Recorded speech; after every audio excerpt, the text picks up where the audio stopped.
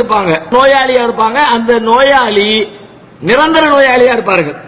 நோன்பை விடக்கூடியவங்க தற்காலிகமா நோய் குணமாகிற மாதிரி நல்ல காய்ச்சல் வந்துச்சு, ஒரு 2 நாள் 3 நாள் காய்ச்சல் படுத்து கிடந்தா நோய் குணமாயிரும், திரும்ப எந்திரிச்சு நோன்பை வச்சிருவாங்க. சில நோய்கள் இருக்கும், தீரவே தீராத நோய்கள்னு சிலது இருக்கும். தள்ளாத முதுமை இருக்குது, முதுமையினால உடல் பலகீனம் ஆயிடுச்சு. அந்த மாதிரி ஆட்கள் நோன்பு வைக்க முடியல. இல்ல இப்ப ரமலான்ல வைக்காதீங்க, வேற ஒரு மாசத்துல வச்சுக்கீங்கன்னா இன்னும் கொஞ்சம் முதுமை கூடிருமே.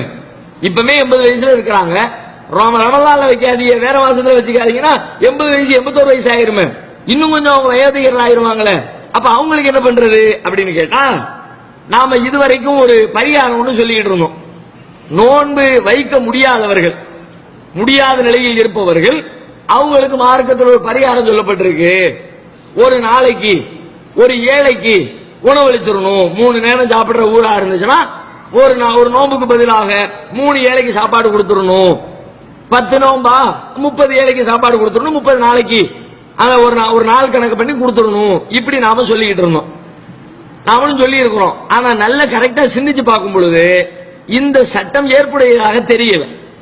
ஏன் அப்படின்னா, குர்ஆன்ல அல்லாஹ் ஒரு செய்தியை சொல்றான், வஅலல்லதீன யுதீகூனஹு ஃபிதியத்துன் தஆமு மிஸ்கின். இந்த வசனத்துக்கு என்ன அர்த்தம் அப்படின்னா, யாரு நோன்பு வைக்க சக்தி பெற்றிருக்கிறார்களோ அவர்கள் நோன்பு வைக்காம இருந்தா ஃபிதியத்துன் தஆமு மிஸ்கின், ஒரு ஏழைக்கு உணவளிச்சிடட்டும். நோன்பு வைக்க சக்தி பெற்றிருக்கிறாரு, ஆனா நோன்பு வைக்கல, வைக்கிற வாய்ப்பெல்லாம் இருக்குது, நோன்பு வைக்கல என்ன பண்றது? அது வைக்க விருப்பம் இல்லை அவருக்கு, அப்படி வச்சுக்கோமே. நோன்பு வைக்கிற வாய்ப்பு இருக்குது, ஆனா அவருக்கு விருப்பம் இல்ல, விருப்பம் இல்லாட்டி நோன்பு வைக்காம இருந்துக்க, அதுக்கு பகரமா ஒரு ஏழைக்கு சாப்பாடு கொடுத்துரு. இப்படி ஒரு வசனம் குர்ஆன்ல இருக்கிறது. இந்த வசனத்தை மொழிபெயர்க்கக்கூடியவங்க அதுல கொஞ்சம் கூடுதலாக மொழிபெயர்ப்புங்கிற பேர்ல தப்பான மொழிபெயர்ப்பை செய்யறாங்க. என்ன தப்பான மொழிபெயர்ப்பை செய்யறாங்க? யார் சக்தி பெற்றிருக்கிறாரோ அப்படிங்கிற வார்த்தைக்கு யார் சக்தி பெறவில்லையோன்னு மொழிபெயர்ப்பு பண்றாங்க, நேர தலையீரா பண்றாங்க. அது அவங்க புரிந்து கொண்ட ஒரு தப்பான விஷயத்தினால என்ன பிரச்சனை அப்படின்னா, ஆரம்ப காலத்தில் இப்படி ஒரு சட்டம் இருந்துச்சு. இஸ்லாத்தினுடைய ஆரம்ப காலத்துல நோன்பு வைக்கிறதுக்கு ஒருத்தருக்கு ஆற்றல் இருந்து அவர் வைக்க விரும்பல, அவரு வேணா நீ சாப்பாடு கொடுக்கறா கொடுத்துக்க, ஒரு நாளைக்கு ஒரு ஏழைக்கு சாப்பாடு கொடுத்து நீங்க சரி பண்ணிக்கங்க, இப்படி ஒரு சட்டம் இருந்துச்சு. பின்னாடி எல்லாம் என்ன பண்ணிட்டான், ஃபமன் ஷஹித மின்கும் ஷஹ்ர ஃபல்யஸ்முஹு, உங்கள யார் அந்த மாதத்தை அடைகிறாரோ அவர் அதில் நோன்பு நோற்கட்டும்னு சட்டத்தை கொண்டு வந்து முதல்ல உள்ள சட்டத்தை மாத்திட்டான்ல. முதல்ல விரும்பினா வச்சுக்க, விரும்பலாட்டி சாப்பாடு கொடுத்துக்கன்னு இருந்துச்சு. பிறகு எப்படி எல்லாம் மாத்திரம், விரும்பினாலும் விரும்பாட்டியும் சக்தி இருக்குதா, ஆற்றல் இருக்குதா, நோன்பு வைக்கிற வாய்ப்பு இருக்குதா, நீ வச்சுதான் ஆகணும் சட்டம் கொண்டு வந்துட்டான். முதல்ல உள்ள சட்டம் காலாவதி ஆயிடுச்சு. இப்ப இப்னு அப்பாஸ் ரலியல்லாஹு அன்ஹு அவங்க என்ன பண்றாங்கன்னா, இந்த வசனத்துக்கு ஒரு விளக்கம் சொல்றாங்க. அந்த விளக்கத்தில் அவர் சொல்றாரு, தள்ளாத முதுமையில இருப்பாங்கல்ல, முடியவே திரும்ப நோன்பு எடுத்து வைக்கிறதுக்கு சக்தியற்றவங்களா இருப்பாங்களே, அவங்களுக்கு ஒரு நோன்புக்கு பதிலாக ஒரு நாளைக்கு ஒரு ஏழைக்கு உணவு கொடுத்துற சட்டம் இன்னும் மிச்சம் இருக்குது, அதைத்தான் இந்த வசனம் பேசுது அப்படிங்கிற மாதிரி இப்னு அப்பாஸ் விளக்கம் கொடுக்கறாங்க. நபியெல்லாம் எப்படி விளக்கம் சொல்லல, இப்னு அப்பாஸ் ரலியல்லாஹு அன்ஹு அவர்களுடைய சொந்த கூட்டாகத்தான் இது இருக்கிறது. நாம இதை சரியான முறையில் பிரித்து அறியாமல் எல்லாரும் சொல்லிக் கொண்டிருந்தார்கள். நாமும் அந்த போக்குல நோன்பு வைக்கிறதுக்கு சக்தி இல்லாதவரு ஒரு நாளைக்கு ஒரு ஏழைக்கு சாப்பாடு கொடுத்துருங்கன்னு சொல்லிவிட்டோம். ஆனா சிந்திச்சு பார்த்தா என்ன விளங்குது, சக்தி இல்லாதவர்கிட்ட அல்ல கேள்வி கேட்க மாட்டாங்க. மார்க்கத்தினுடைய பொதுவான விதி என்ன, ஒருத்தருக்கு ஒன்று முடியலாட்டி அவர் மேல அது கடமை கிடையாது. ஹஜ்ஜு செய்யணும், யாரு ஹஜ்ஜு செய்யணும், ஹஜ்ஜு செய்யறதுக்கு வாய்ப்பு வசதி யாருக்கு இருக்குதோ அவர் செய்யணும். அல்ல மத்தவர்கிட்ட கேட்க மாட்டானே, நீ ஏன் செய்யல, எனக்கு வாய்ப்பு இல்ல செய்யல.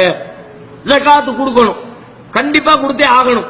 குர்ஆன்ல ஏராளமான இடத்துல ஜகாத்தை பத்தி எல்லாம் வலியுறுத்தலாம். ஜகாத்து கொடுக்க ஒருத்தர் வசதி இல்ல, ஏன் கொடுக்கணும் நல்லா கேட்பானா, கேட்க மாட்டான். எந்த சட்டமும் அப்படிதான்.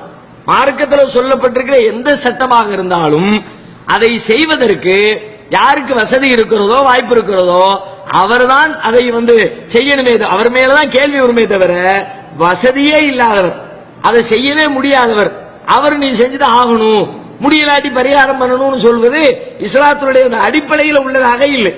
அல்லாஹ் குர்ஆன்ல சொல்றான், லா யுகல்லிஃபுல்லாஹு நஃப்ஸன் இல்லா உஸ்ஸாஹா, எந்த மனிதரையும் அவருடைய சக்தியை மீறி அல்லாஹ் கஷ்டப்படுத்த மாட்டான். அவருக்கு என்ன முடியுமோ அதை மட்டும் செஞ்சா போதும். அப்ப இப்படி பார்க்கும் பொழுது நமக்கு என்ன விளங்குதுன்னு கேட்டா, நோன்பு வைக்க இயன்றவர் நோன்பு வைத்து விட வேண்டும், நோன்பு வைக்க இயலாதவர் இயலன்னு போய்கிட்டே இருக்க வேண்டியதான். முடியல, அவ்வளவுதான். அவர் எந்த பரிகாரமும் செய்ய தேவையில்லை. ஒரு ஏழைக்கு சாப்பாடு அப்படியெல்லாம் எதுவும் பண்ண தேவையில்லை. முடியுதா வச்சிருங்க, முடியலையா யாரெல்லாம் முடியலன்னு போய்கிட்டே இருங்க. அல்லாஹ் உங்களிடத்தில் எந்த கேள்வியும் கேட்க மாட்டான். இன்னும் சொல்ல போனா, இயலாமையின் காரணமாக நீங்கள் நோன்பை வைக்காமல் இருந்தால் கூட நோன்பு வைக்கிறவர்களுக்கு என்ன நன்மையை அல்லாஹ் வழங்குவானோ அதை இயலாமையால் வைக்க முடியாமல் இருக்கிறார்களே அவங்களுக்கு அல்லாஹ் கொடுக்கும். ரசூலுல்லாஹ் சொல்றாங்க, ஒரு போர்க்களத்துக்கு போய்கிட்டு இருக்கிறாங்க. அப்போ சஹாபாக்களை பார்த்து ரசூலுல்லாஹ் சொல்றாங்க, இன்ன அக்வாமன் பில் மதீனா, சில பேர் மதீனாவில் இருக்கிறாங்க, கல்பனா நமக்கு பிந்திட்டாங்க, நம்ம போருக்காக வேண்டி கிளம்பிங்க வந்துட்டோம், அவங்க நம்ம கூட வராம மதீனாவிலேயே தங்கிட்டாங்க. மா சலக்கனா ஷஅபன் வலா வாதியன், அவங்க நம்மளோட எந்த கணவாயையும் கடக்கவில்லை, எந்த ஓடையிலும் பயணம் பண்ணவில்லை. நாம தான் அந்த போருக்கான எல்லா வேலைகளையும் எல்லா சிரமங்களையும் சந்திக்கிறோம். பயணம் பண்றோம், ஓடைகளை கடந்து வர்றோம், கணவாயை கடந்து வர்றோம், சிரமப்பட்டு பயணம் பண்ணிக்கிட்டு இருக்கிறோம். ஆனாலும் இல்லாவகும் மகனாஃபிஹி என்றாலும் அவர்களும் நன்மையிலே நம்மோடு இருக்கிறார்கள். அவங்க எந்த சிரமமும் படல, ஊர்ல தான் இருக்கிறாங்க. நாம தான் சிரமப்படுறோம், போருக்கான வேலைகளை செய்யறோம். நமக்கு அல்லாஹ் என்ன நன்மையை தருவானோ அதே மாதிரி அவர்களும் அந்த நன்மையை பெறுவார்கள். நன்மையில நம்மளோட கூட்டாளியா இருக்கிறாங்க. என்ன காரணம்? ஹபஸஹுமுல் உதுர், நோய் அவர்களை வரவிடாமல் தடுத்திருக்கிறது. நோயாளியா மட்டும் இல்லாட்டி வந்திருப்பாங்க, வேற வழியில நோயில மாட்டிக்கிட்டாங்க, பயணம் பண்ண முடியல, அதனால அவங்க அங்க சிக்கி இருக்கிறாங்க. அதனால இயலாமையினால் வர முடியாத காரணத்தினால் அவருடைய உள்ளமெல்லாம் இங்கதான் இருக்கு. ஐயோ வாய்ப்பட பலமா இருந்திருந்தா, ஆரோக்கியமா இருந்திருந்தா நாம இந்த போருக்கு போயிருக்கலாமே, அல்லாஹ்வுடைய பாதையில பயணம் பண்ணி இருக்கலாமே அப்படின்னு அவங்க நினைச்சுக்கிட்டு இருக்கிறாங்க. அதனால அந்த நினைப்புக்கு பகரமாக அல்லாஹ் கூலியை வழங்கிடுறான்னு ரசூலுல்லாஹ் சொல்லிட்டாங்க. அதே மாதிரி தான் முதியவர்களுக்கும் தீராத நோயுடையவர்களா இருக்கிறாங்களா, வைக்க முடியலையா, வச்சா நல்லா இருக்குமே நினைக்கிறாங்களா, நன்மை உங்களுக்கு கன்ஃபார்ம் நினைச்சுக்கங்க. நீங்க வச்சா அல்லாஹ் எந்த நன்மையை தருவானோ அந்த நன்மையை நீங்கள் வைக்காவிட்டாலும் கூட அல்லாஹ்விடத்திலே பெற்றுக்கொள்ள முடியும். முடியாத ஒருத்தர் சிரமப்பட்டு வைக்கணும், இல்லாட்டி பரிகாரம் கொடுக்க வேண்டும் என்று சொல்லி மார்க்கத்தில் சட்டம் இல்லை என்பதை புரிந்து கொள்ள வேண்டும்.